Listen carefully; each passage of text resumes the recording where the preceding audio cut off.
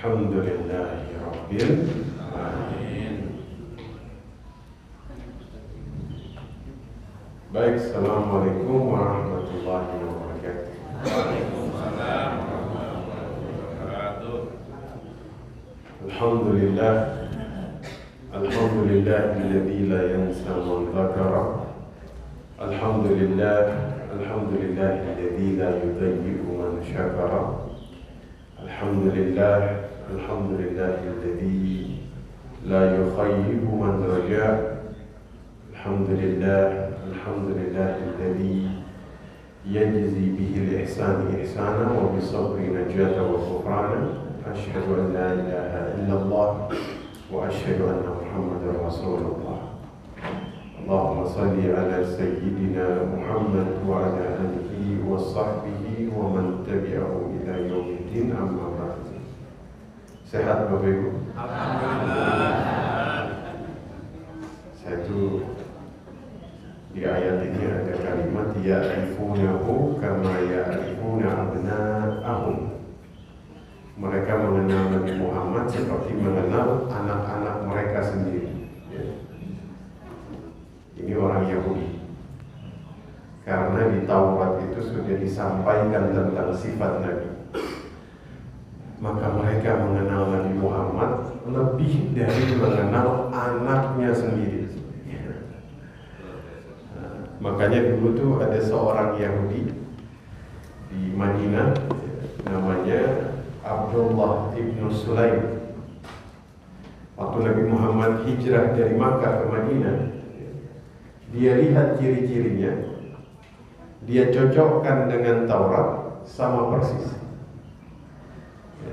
Barulah kemudian diajukan 3 pertanyaan, semua dijawab, langsung dia masuk Islam.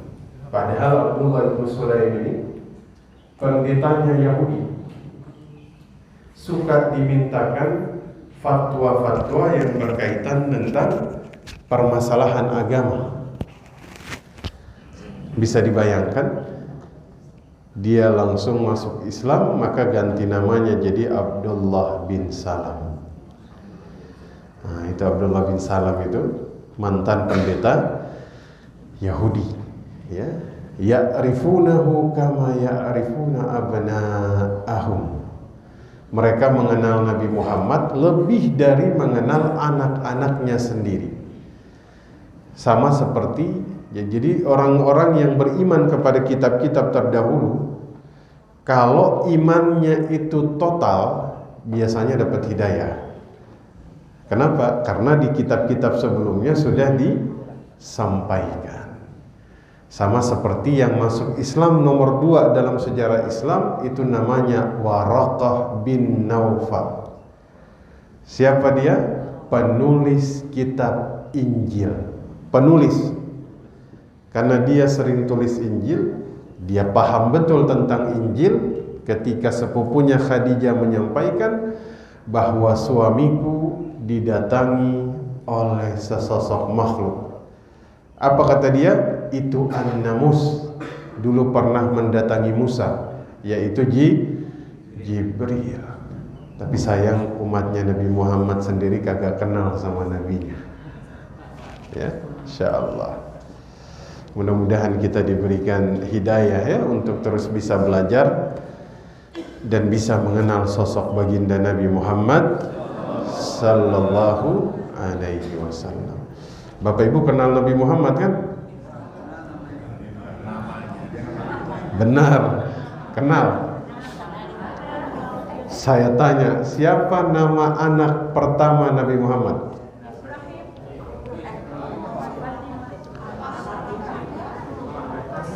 Qasim. Siapa nama anak keduanya? Abdullah. Siapa nama anak ketiga? Zainab. Siapa nama anak keempat? Ruqayyah. Siapa nama anak kelima? Ummu Kulthum. Siapa nama anak keenam? Fatimah. Siapa nama anak ketujuh? Ibrahim. Siapa nama istri pertamanya Nabi Muhammad? Siapa nama istri kedua? Pasti bilangnya Aisyah. Salah. Sebelum Aisyah ada dulu satu orang. Iya. Siapa nama istri ketiga? Aisyah. Berapa jumlah istrinya Nabi? 14. Yang perawan cuma satu, Aisyah. Bukan. Wallahu a'lam, saya agak lupa. 2, Aisyah dan Maria Qibtiyah, ya. Sisanya janda, sudah tua semuanya. Cuman zaman sekarang nyontohinnya seharusnya yang tua-tua juga ya. Masya Allah. Baik, kita lanjut ya. Kapan-kapan kita bahas tentang sejarah nanti. Nah, sebelumnya saya minum dulu nih Bapak Ibu, silakan. Oh, insyaallah basah.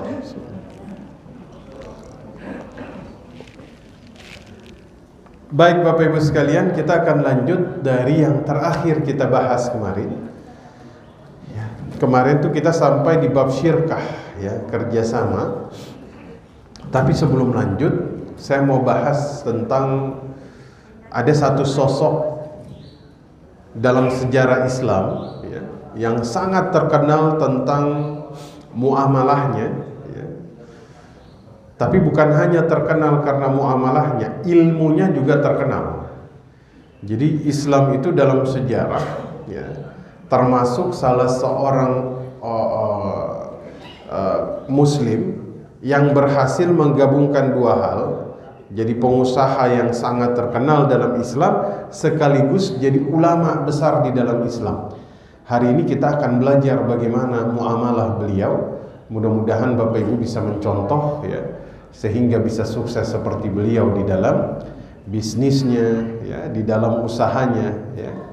Ini penting karena banyak nilai-nilai yang kemudian tidak dipraktekkan ketika kita bermuamalah, ya, bermuamalah, berinteraksi atau berbisnis dengan orang lain ataupun berdagang, ya. Siapa nama beliau? Nu'man bin Thabit. Ada yang tahu siapa Nu'man bin Thabit? Nu'man bin Thabit itulah Imam Abu Hanifah. Imam Abu Hanifah, ya. Nama beliau adalah Nu'man bin Thabit, ya. Jadi memang nama para ulama ini kadang menggunakan kunyahnya, ya, gelarnya. Kalau Imam Syafi'i itu Muhammad ibnu Idris. Sebenarnya Syafi'i itu nama kakeknya, ya, tapi justru beliau lebih terkenal dengan nama Syafi'i, ya. Nu'man bin Thabit bin Zuti. Nah, inilah Imam Abu Hanifah. Kakek beliau ini sebenarnya orang Persia, Bapak Ibu. Zuti itu orang Persia dan termasuk orang yang cukup disegani di tengah-tengah bangsa Persia, ya. Cuman beliau itu ditawan oleh kaum muslimin, akhirnya masuk Islam, ya. Dan kakeknya ini bertemu langsung dengan Ali bin Abi Thalib. Masya Allah, ya. Jadi kalau dihitung-hitung Imam Abu Hanifah ini imam yang memang secara jarak itu paling dekat. Kenapa? Karena kakeknya ini sezaman dengan Ali bin Abi Thalib, ya. Ayahnya namanya Thabit, itu didoakan langsung oleh Ali. Semoga anak keturunanmu menjadi anak keturunan yang soleh, jadi ulama besar. Makanya doanya orang alim itu Masya Allah, ya, itu makbul, ya. Ya, kadang-kadang kan doa yang mereka baca dengan doa yang kita baca itu sama bunyinya. Betul? Mereka kan juga baca Rabbana atina fid dunya hasanah, ya. Mereka juga baca Rabbi habli minas salihin, sama enggak? Apa yang beda? Di sininya sama, di sininya beda. Ya, jarak mereka dengan terkabulnya doa jaraknya sedikit. Kenapa? Karena berdasarkan kadar dosa. Kalau kita nih berlapis, doa kita nih menjadi tembok yang tebal. Masya Allah. Mudah-mudahan Allah kabulkan doa kita. Amin ya rabbal alamin.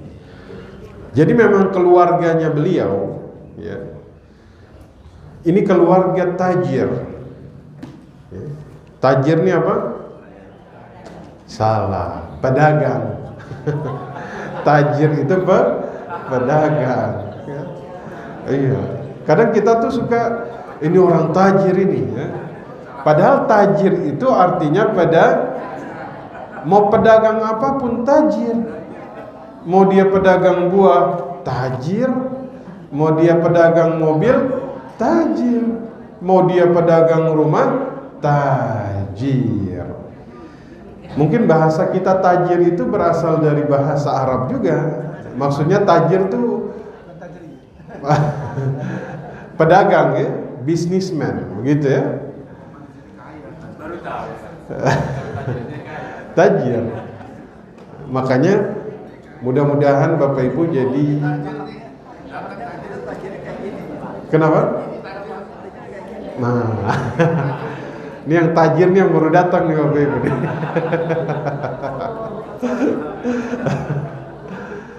Jadi Imam Abu Hanifah itu dari muda itu karena memang kultur keluarganya ini keluarga tajir, saudagar, pedagang. Dan mereka itu pedagang kain. Pedagang apa? Kain. Jadi dari kecil itu memang sudah berdagang. Ya, bahkan beliau ini dari kecil itu sudah hafal Quran. Ya, bahkan beliau hafal Quran langsung dari imam qiraah, namanya Imam Asim. Ya, makanya qiraah Asim itu yang banyak digunakan di seluruh dunia ya. Nah, Asim. Ya. Nah, makanya tuh biasanya ada yang Warash, ada banyak lah qiraah sab'ah ya.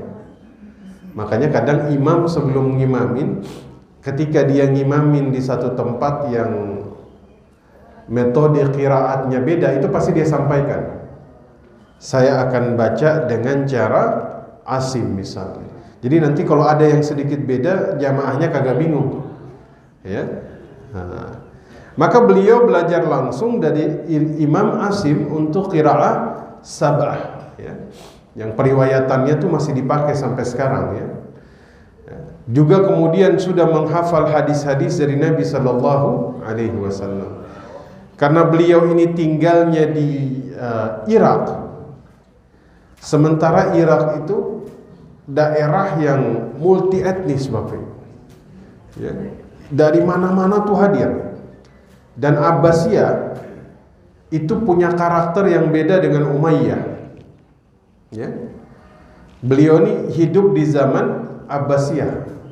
Umayyah itu superioritas Arab Bapak Ibu. Yang jadi gubernur di Mesir, di Syam, dimanapun itu semuanya Quraisy. Gak ada satupun non Arab yang kemudian boleh menjadi panglima perang saat itu ya, Umayyah. Waktu Abbasiyah baru dikasih kesempatan kepada orang Persia, orang Turki, monggo silakan. Makanya Irak itu jadi pusat, makanya kan ada istilah negeri 1001 malam. Apa itu? Baghdad. Ya. Makanya kadang kita suka lucu kalau karena ada istilah apa itu? Dari Baghdad gitu ya. Apa? Semacam inilah ungkapan gitu ya, anekdot. Maka Baghdad ini tuh Mu'tazilah ada, Syiah ada, lengkap. Dan ini sudah terjadi dari zaman Umar bin Khattab. Makanya Umar tuh ngirim Ibnu Mas'ud ya, untuk menangkal pemikiran-pemikiran yang berkembang pada saat itu. Jadi itu luar biasa ya. Memang aliran-aliran yang sangat luar biasa tuh muncul saat itu. Ya, termasuk zamannya Imam Al-Ghazali, ya, itu muncul aliran kebatinan. Satu-satunya yang mengcounter itu Imam Al-Ghazali. Ya. Makanya julukannya Hujjatul Islam. Ya. Maka kita lihat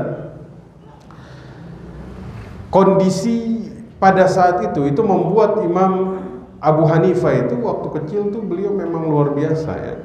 Beliau belajar, ya, sehingga kemudian cuman memang dominasi berdagangnya ini masih lebih banyak, ya, masih lebih banyak.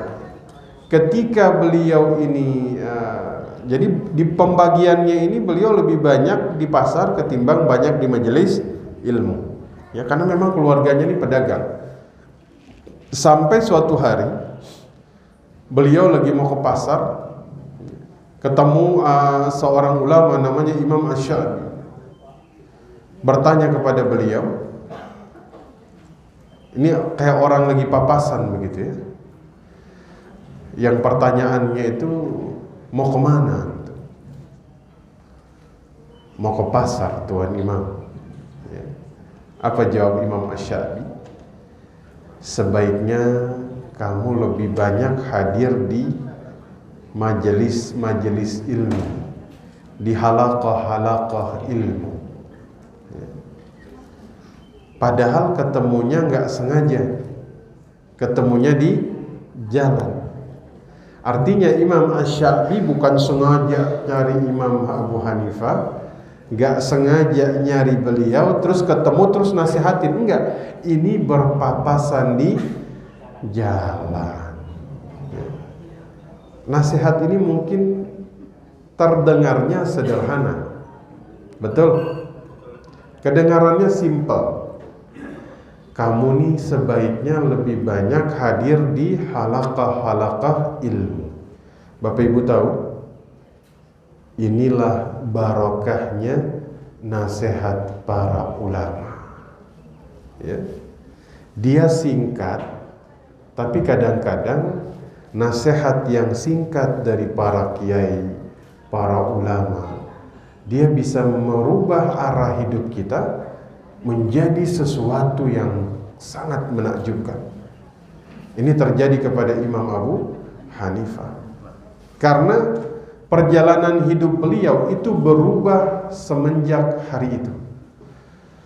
Akhirnya beliau menjadi seseorang yang hadir di majelis ilmu, belajar di kajian-kajian ilmu, akhirnya jadi, padahal tuh akhirnya dominasi menuntut ilmu lebih banyak daripada berdagang. Tapi untungnya beliau dalam dagang itu melampaui saat ketika beliau ini masih sering berdagang ketimbang menuntut ilmu. Tuh, luar biasa, ya. Makanya Bapak Ibu hadir terus setiap hari Sabtu dan Ahad di Al-Hidayah. Benar, ya. Karena Bapak Ibu nggak pernah tahu bahwa nasihat-nasihat dari para guru, ya, walaupun nanti ada satu kalimat yang dirasa sederhana, tapi itu bisa merubah hidup Bapak Ibu dunia dan akhirat.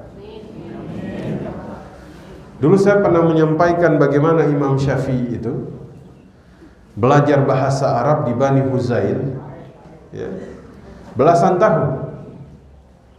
Sehingga Imam Syafi'i itu secara keilmuan awalnya itu beliau tuh fokus belajar bahasa Arab. Sampai ketemu gurunya yang bilang, antum nih punya daya hafal luar biasa, kayaknya belajar fikih juga bagus. Mulai hari itu kata Imam Syafi'i, kalau bukan karena beliau, ya, orang tuh kenal Syafi'i hanya sebagai seorang penyair jalanan. Ya, karena beliau tuh waktu itu hanya fokus belajar balaghah, sastra sederhana, ya. Makanya ini hikmah pertama, hadir terus dalam kajian ilmu, karena nanti ada nasihat-nasihat para kiai yang itu masuk dan akan merubah arah hidup Bapak Ibu ke arah yang lebih baik. Itu terjadi kepada para ulama-ulama kita. Baik, izin minum dulu Bapak. Silahkan.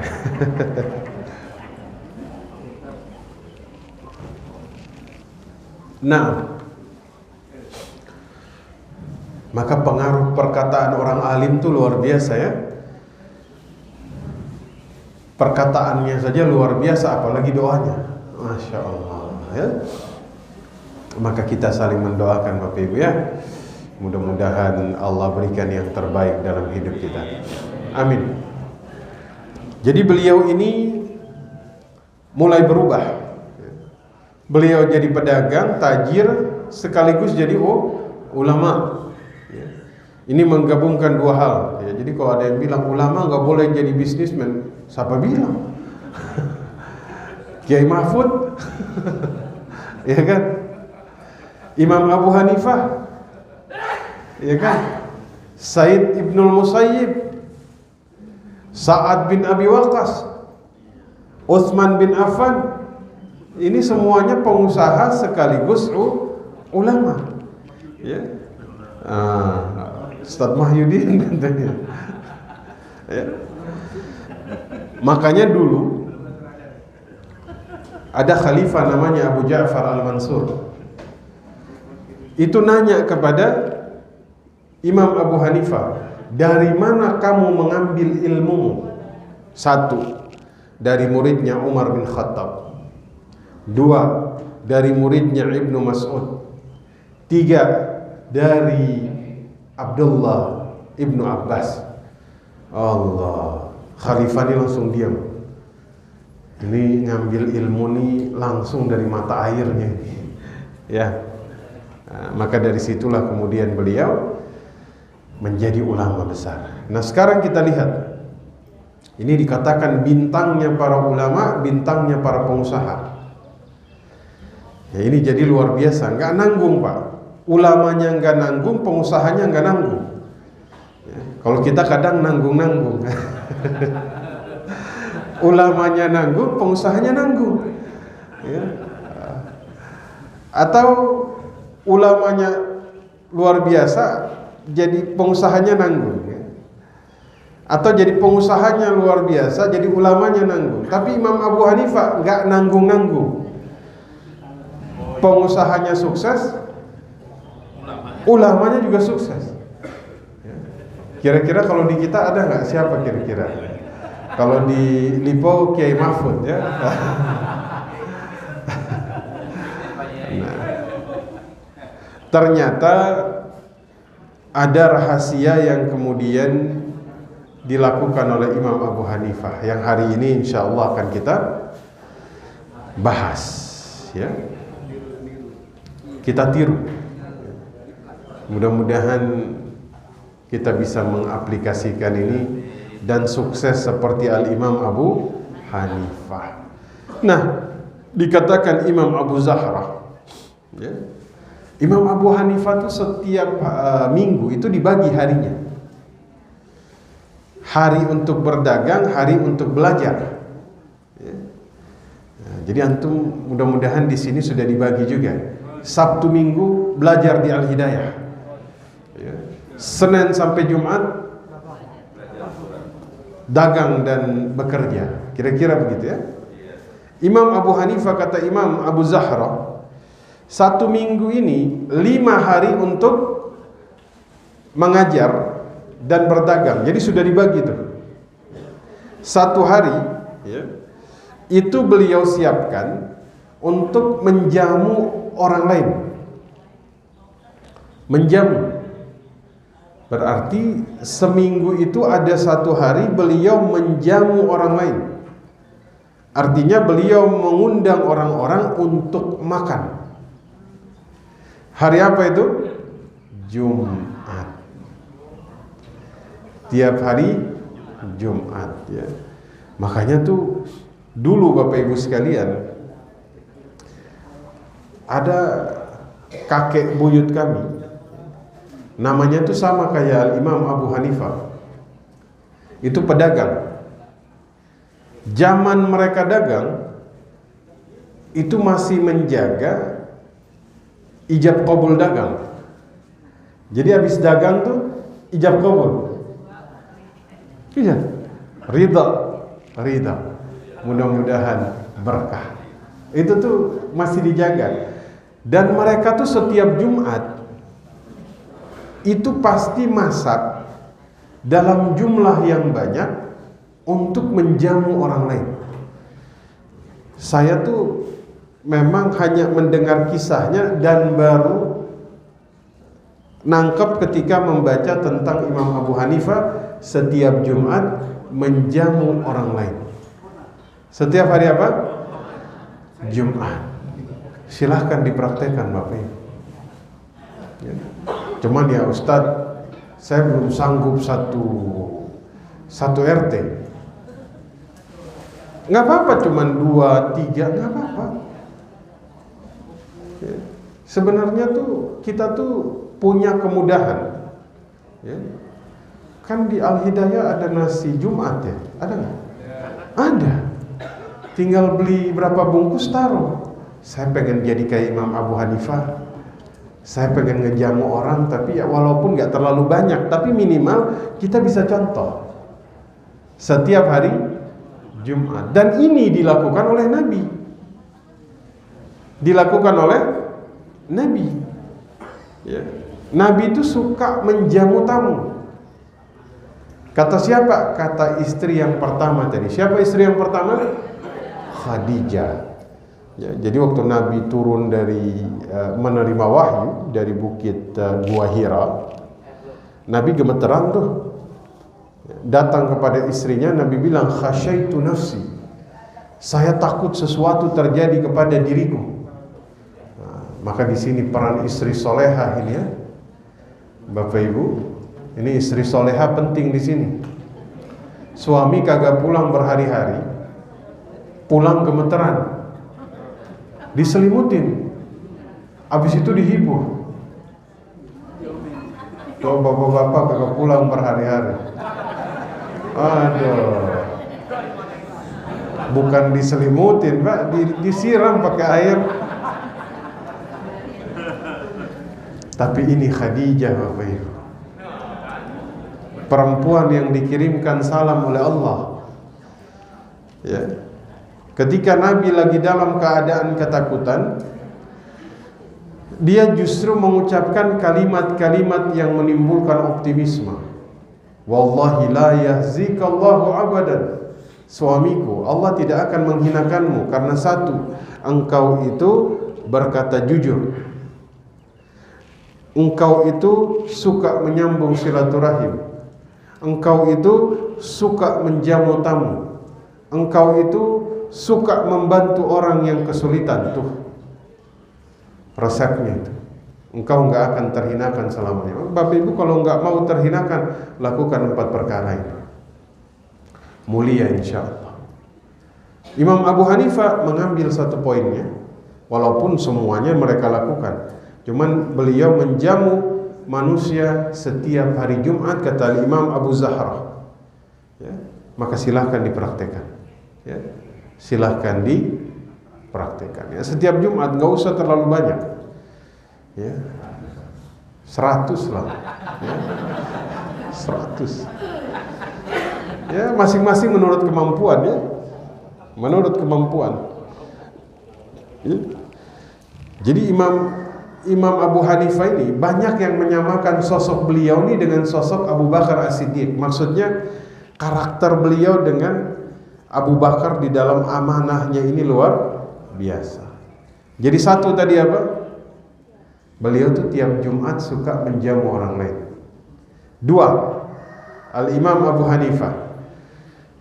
Ada seorang nenek-nenek itu pernah datang kepada Al-Imam Abu Hanifah jual kain.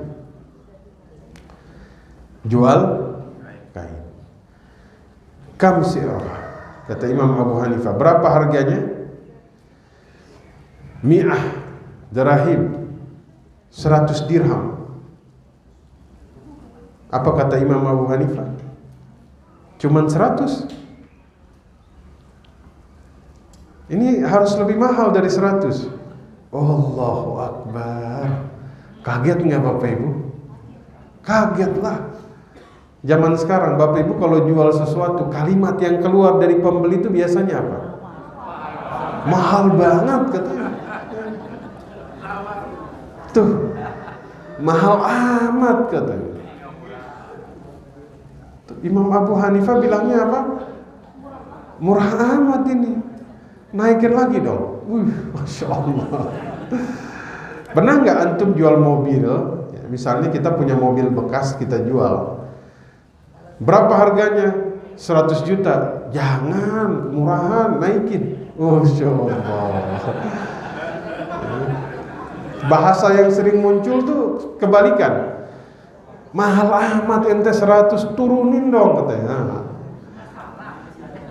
Nggak salah 100. Ini nenek-nenek kaget. Akhirnya dinaikin jadi berapa? 400 dirham. Jauh banget. 4 kali lipat langsung dinaikin. Apa kata Imam Abu Hanifah? Kemahalan? Enggak. Udah gini aja kata beliau, panggil satu orang yang bisa menaksir harganya. Tapi panggil dari saudaranya ini nenek. Yang berarti dia akan membantu untuk menaikkan. Sengaja emang Imam Abu Hanifah memang sengaja. Akhirnya dinaikkan. Oh ini harganya 500. Baik saya bayar. Tuh. Masya Allah. Apa hikmah dari muamalahnya Imam Abu Hanifah? Hiasi jual beli dengan sedekah.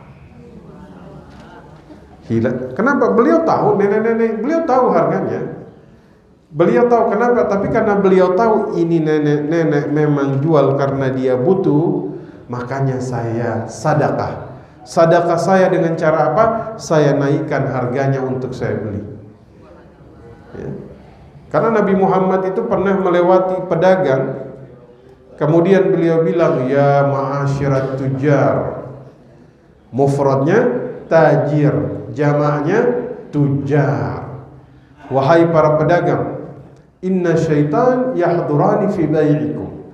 Syaitan itu selalu pengen hadir dalam jual beli kalian.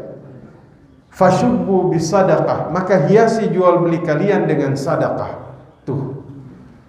Setan ini di mana dia kagak hadir, saya tanya. Di sholat hadir nggak? Hadir. Bahkan ada nama setannya yang suka bikin orang lupa bacaan sholat. Betul? Pernah lupa dalam sholat? Pernah tersesat di dalam sholat? Pernah, Ustaz. Banyak. Ya kan, itu ada nama setannya itu. Waktu dengar azan kabur sejauh-jauhnya. Ya. Waktu lagi dengar azan dia nongkrong dulu di kafe dekat sini. Waktu azannya sudah selesai dia balik lagi. Waktu qomat dia kabur lagi. Ya. Dekat-dekat sini juga. Ya. Yang penting nggak jauh dari masjid ya. Kenapa? Nanti habis qomat dia datang lagi. Mulai dia bermain di dalam sholat, mulai dibisikkan itu ya. Ya.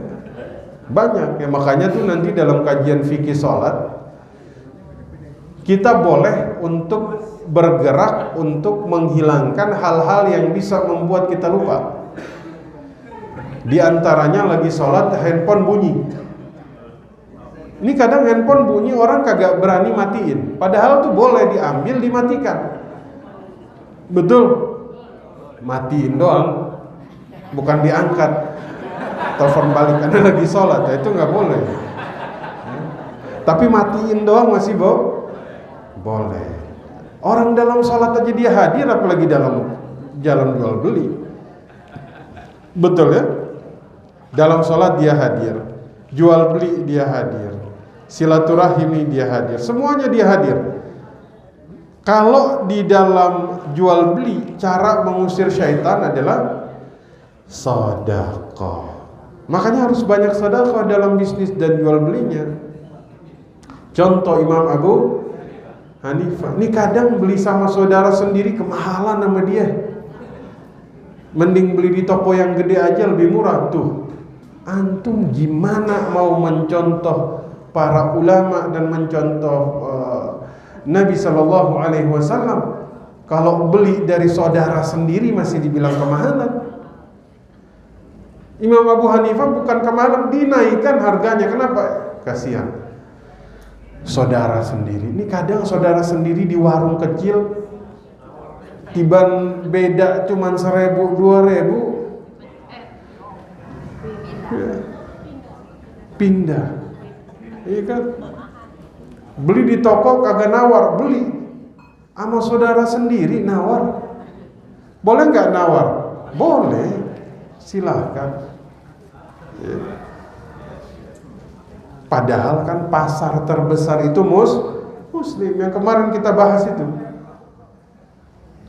Kadang-kadang dibilang kalah persaingan dalam harga, bukan kalah dalam harga. Kitanya yang kagak ada ukhuwahnya. Beli lebih memilih dari yang lain ketimbang dari saudara sendiri. Padahal saudara sendiri hitungannya 2, Bapak Ibu. Jual beli dapat, sedekah dapat. Tuh. Ada sahabat saya, Bapak Ibu, demennya beli dagangan orang. Padahal dia sih kagak makan, tapi demennya beli. Kenapa? Ini cara saya bersedekah, Ustaz. Mungkin kalau saya ngasih duit dia tersinggung, maka saya beli semua dagangannya. Masya Allah. Imam Abu Hanifah menghiasi jual belinya dengan sedekah. Bisa diamalkan? Ya. Jadi kalau bisnis, usaha, dagang, ada yang beli, orangnya fakir, turunkan harganya. Itu sedekah. Setan akan menjauh dari jual beli, Bapak Ibu sekalian. Ya. Kalau ada yang jual, yang jualnya butuh, ya, kalau kagak bisa naikin ya jangan ditawar. Setuju? Ini kadang-kadang ketemu kakek-kakek udah tua, mikul pisang, ya, jual, masih ada bahasa mahal amat katanya.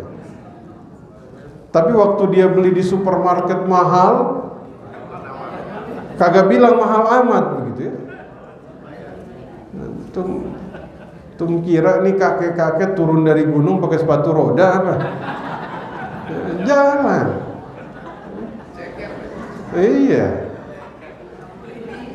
Masya Allah. Bisa diamalkan? Satu apa? Beliau tuh tiap Jumat suka menjamu tamu. 2 apa? Beliau itu suka bersedekah di dalam jual beli. 3. Al-Imam Abu Hanifah ini jiwa penolongnya ini luar biasa, Bapak Ibu. Jiwa penolongnya ini dahsyat, ya. Sehingga kita mengenal beliau ini sebagai seseorang yang bahkan kalau kita lihat amanah. Jadi betul-betul mengambil ilmu dari Nabi Shallallahu Alaihi Wasallam dalam kegiatan dagangnya, amanah. Jadi beliau ini kalau dagang ada catatan, ya. Apa catatannya?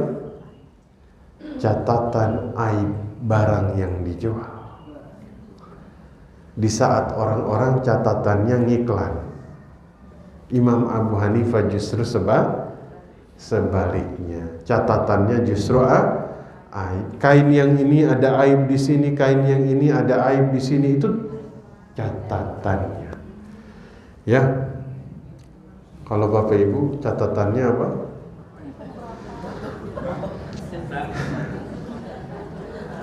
Ini luar biasa ya. Maka dulu Imam Abu Hanifah ini pernah dagang,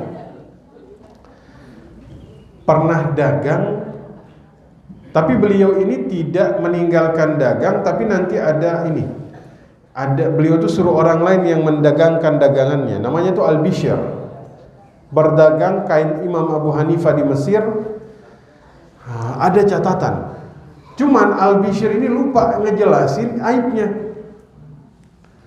Datang dia bawa uang 6.000 dinar. Tuan Imam, laku semua. Apa kata beliau?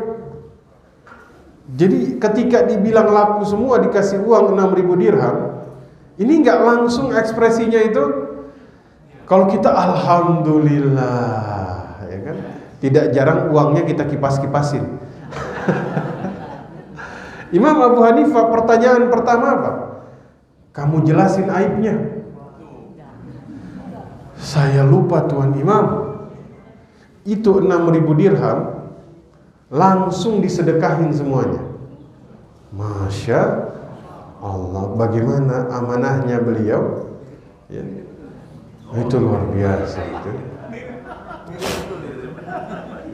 Kita kayak begitu? Insya ada yang bilang, ya Ustadz kayak begini kapan kayanya? Ini dia. Ya. Bahasanya kalau antum mempertahankan cara dagang kayak begitu, kan ada yang memilih, saya akan jujur sejujur-jujurnya. Kata yang lain, ente kapan kayanya kalau kayak begini? Itu bahasanya kebalik kepada yang nanya. Ente tinggal tunggu waktu. Tinggal tunggu waktu. Kenapa? Kecurangan ini Bapak Ibu, ya, itu nggak sampai di akhirat, di dunianya sudah dapat. Makanya zaman dulu itu kan mereka berhati-hati dalam dagang, ya, sampai sekelas Umar bin Khattab itu sampai bilang dalam kitab Imam Malik Al-Muwatta, la yabi'u fi suqina illa man huwa yatafaqahu fi din. Itu sampai standar orang boleh dagang adalah paham agama. Tuh, bisa dibayangkan. Standar orang boleh dagang kata Umar, paham agama, paham muamalah. Dulu tuh kalau nggak paham nggak boleh dagang. Kenapa? Karena potensi merusak orang yang tidak paham agama itu lebih besar ketika dia berdagang. Bisa dibayangkan ya, kalau mall di Pokarawaci pakai standar Umar bin Khattab, tutup itu. Ya kan? Itu kalau standar itu, Kiai Mahfud datang periksa setiap toko ditanya, ente paham nggak fikih muamalah? Kagak paham, udah ente belajar dulu di Al-Hidayah setiap hari Sabtu. Udah paham berantum, ente dagang lagi, kira-kira begitu ya. Cari yang haram aja susah, tetap lagi yang halal begitu. Makanya ada satu konsep ya.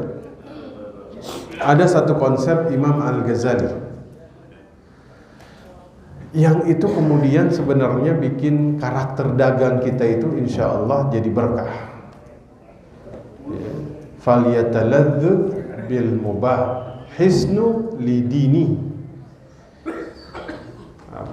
Rasa bersyukur atau merasakan betapa lezatnya yang halal, ya, walaupun itu sedikit, itu akan menjadi benteng bagi agama seseorang. Ya. Jadi kita tuh nggak gampang ketemu dengan yang haram. Di sekitar kita tuh halal semuanya. Yang halal menampakkan dirinya ketika kita merasakan syukur dengan yang sedikit. Tapi jika kita tidak bersyukur dengan yang sedikit, yang hadir di sekitar kita adalah yang haram.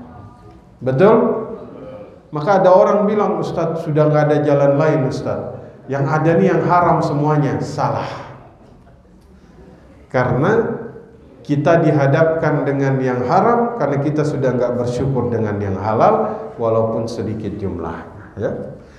Jadi Imam Abu Hanifah tadi sudah berapa? 3. Sudah 3 atau 4? 3. Ya.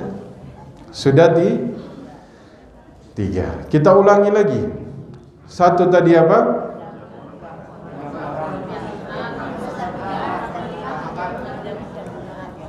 Dua apa?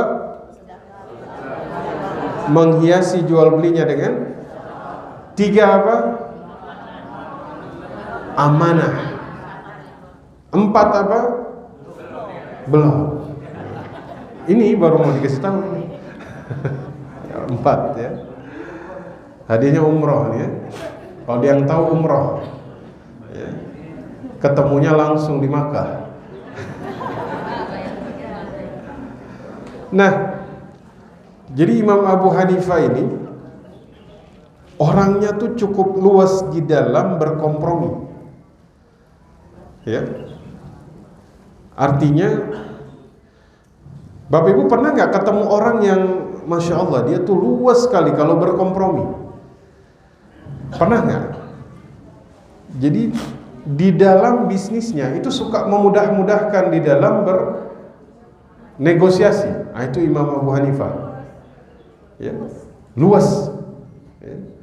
Ada orang yang nggak luas di dalam berkompromi, ada kaku.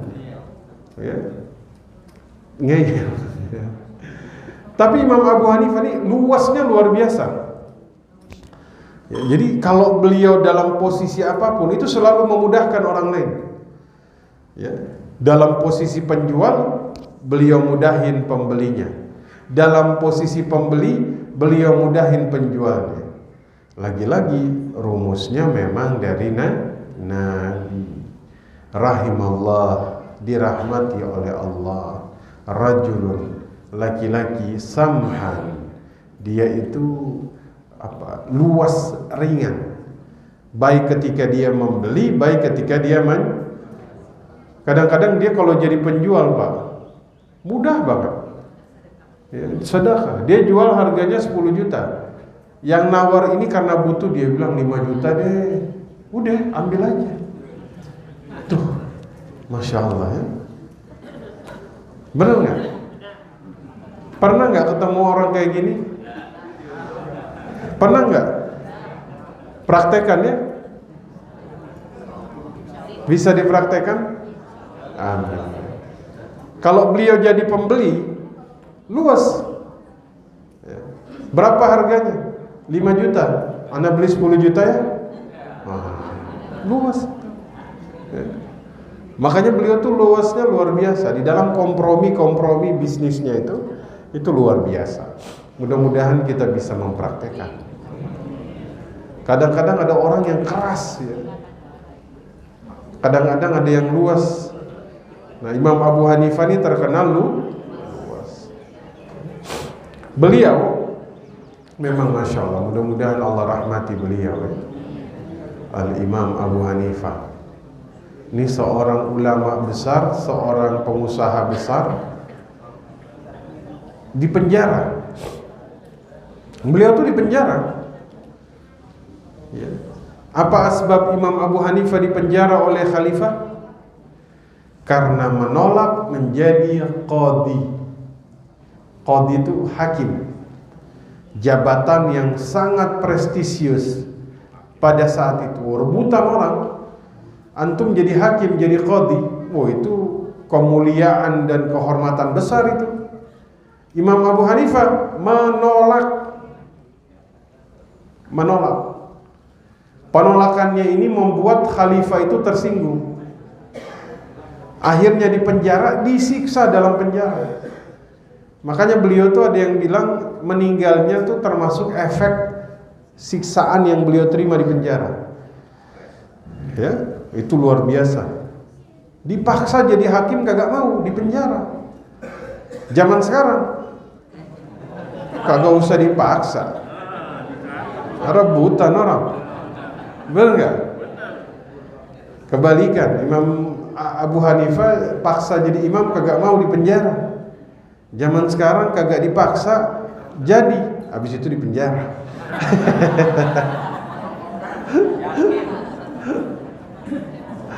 Ya, mudah-mudahan Allah lindungi hakim-hakim kita. Amin ya Rabbal. Dulu tuh nih Abu Qilabah Al-Jurmi itu termasuk sahabatnya Abdullah ibnu Abbas yang nolak jadi hakim, menghilang. Imam Abu Hanifah nolak jadi hakim, menghilang. Kenapa? Karena memang menjaga independensinya tuh dijaga. Ya. Imam Abu Hanifah tuh dijaga independensi. Kalau belum sarapan nih agak-agak gimana gitu. Bilang independensi itu agak-agak salah, kurang fasih. Jadi independensi beliau itu betul-betul terjaga. Ya. Walaupun muridnya Abu Yusuf, Imam Abu Yusuf tuh jadi qadhi. Ya. Hasan al-Syaibani itu nggak jadi, diminta tapi nolak. Ya. Nah, maka di sini kita melihat seorang Imam Abu Hanifah, ya. Nu'man bin Thabit al-Zudi itu, ya. Jadi memang jarak yang paling dekat dengan Nabi itu ya Imam Abu Hanifah. Ya. Mereka kadang suka bingung sama yang yang kadang suka imam madhab tuh, ya kan, pandangan yang diambil dari mereka tuh belum, jaraknya paling dekat sama Nabi. Kok antum mengintervensi bahkan kemudian mengkoreksi para imam-imam madhab? Waduh, jaraknya ribuan tahun, Pak. Mereka ini kalau bicara, ya kadang-kadang mengkritisi mereka dalam masalah hadis. Ya Allah, mereka nih, ya sudahlah, nanti kita bahas. Kita balik lagi tadi, ya. Apa saja? Satu, dua apa? Tiga apa? Empat apa? Nah, itu dia. Jadi pengusaha muslim lakukan 4 perkara tadi. Insya Allah jual beli Bapak Ibu dimudahkan oleh Allah Subhanahu wa Ta'ala. Baik. Jadi bulan depan kita lanjut tentang syirkah. Ini untuk menstimulus, ya, agar memang kita tuh bisa kemudian jadi pengusaha muslim seperti Imam Abu Hanifah, ya. Dan kita pun ya harus jadi seperti mereka zaman dulu. Ini kadang beli dari saudara sendiri mahal ngomel, beli dari yang lain mahal kagak ngomel, ya. Sama saudara sendiri nawar, sama yang besar ada AC-nya nyaman kagak nawar. Nah, ini, ya. Jadi harus bersinergi semuanya, seperti ini.